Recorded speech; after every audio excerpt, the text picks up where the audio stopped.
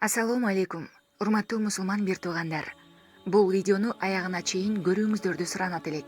Бул абдан маанилүү. Акча, байлык, мал дүйнө. Ушул нерселер бизди өзүнө кул кылып алды. Азыраак акча табам деп ата-энесинен алыстап, балким унутуп койгондор да бар. Агайын-инилер, бир туугандар үй талаш менен убара. Заңгыраган үйлөрдү салыш үчүн эркектер аялдарын иштетүүдө. Максат бирөө элдин көзүнчө заңгыраган үйлөрдө жашаш, акыркы моделдеги унааларды минүү, заңгыраган той кылуу. Азыркы убакта балким кээ бир адамдар айтышы мүмкүн, байлык бийлик болсо бактылуу жашайсың деп. Сизге бир суроом бар. Чоң акча тапкандан кийин бактылуу жашашыңызга ишенесизби?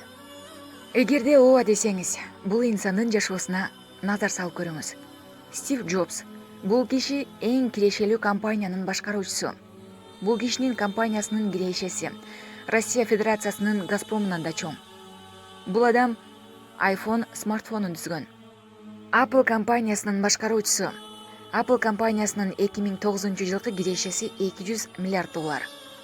Жыл сайын жаңы так ошол компаниядан телефон чыкса, адамдар аны сатып алыш үчүн катарлап сапка турат. Эми сураныч.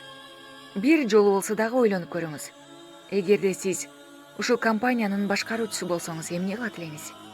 Келиңиз, урматтуу тууганым, Стив Джобстун сөздөрүн кулак тыңшап көрөлү. Стив Джобс 2011-жылы ашказан саратан оорусу аркылуу бул дүйнөдөн кайткан. Ошол убакта Стив Джобстун $7 миллиард болгон. Өлүмүнө саналуу күндөр калганда эмнелер деген билесизби? Стив Джобстун өлүм алдындагы сөздөрү: ишкерлик алымында чоң жетишкендиктерге жетиштим. Башкалардын көз карашында менин жашоом ар дайым бактылуу. Бирок менин жашоомдо жумуштан башка курсанчылыгым жок. Байлык менин жашоомдун болгон таянычы. Азыркы учурда ооруканада жатам. Кайрадан бүтүн жашоомду эстейм. Өлүм алдында мен сыймыктанган байлык бийлигим эч нерсе эмес экен. Сиз акчага өзүңүзгө айдоочу сатып алышыңыз мүмкүн. Ишиңизди кыла турган ишиңизге жумушчу сатып алышыңыз мүмкүн. Бирок ооруңузду башка адам сезишин байлык, бийликке сатып ала албайсың. Жөнөкөй нерселерди сатып алышың мүмкүн, бирок жашоону сатып алышың мүмкүн эмес. Жылдар өтүп, биз карыган сайын биз акылдуу боло баштайбыз. Кийин түшүп баштайбыз. $30 сааттагы, $300 сааттагы бир убакытты көрсөтөт. $3000 машинедагы, $500,000 машинеңдагы биз айдасак дагы бир жерге барабыз. 3 сотих болобу? 30 сотих болобу? Бул үйдө эч ким болбосо жалгызсың. Сиздин дүйнө байлыктарыңыз болор-болбос нерседен түзүлбөгөн. Бизнес класста учсаңыз да, экономикалык класста учсаңыз да, самолет куласа да, сиз дагы ошол менен кулайсыз. Бул Apple компаниясынын башкаруучусу Стив Джобс сөздөрү эле.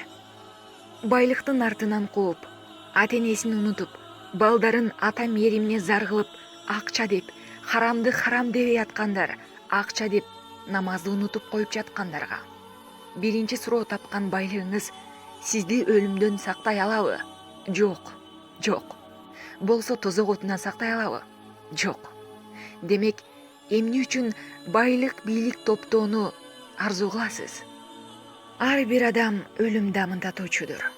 Кыямат күнү ажыларыңызды толук алуучусуз. Ким тозоктон узакташтырылса жана бейишке киргизилсе, себепсиз утуптур. Бул дүйнө намыс, буюмдан башка эч нерсе эмес. Ал Имрон сүрөсү 185-аят. Ассалому алейкум ва рахматуллоху ва баракатуху.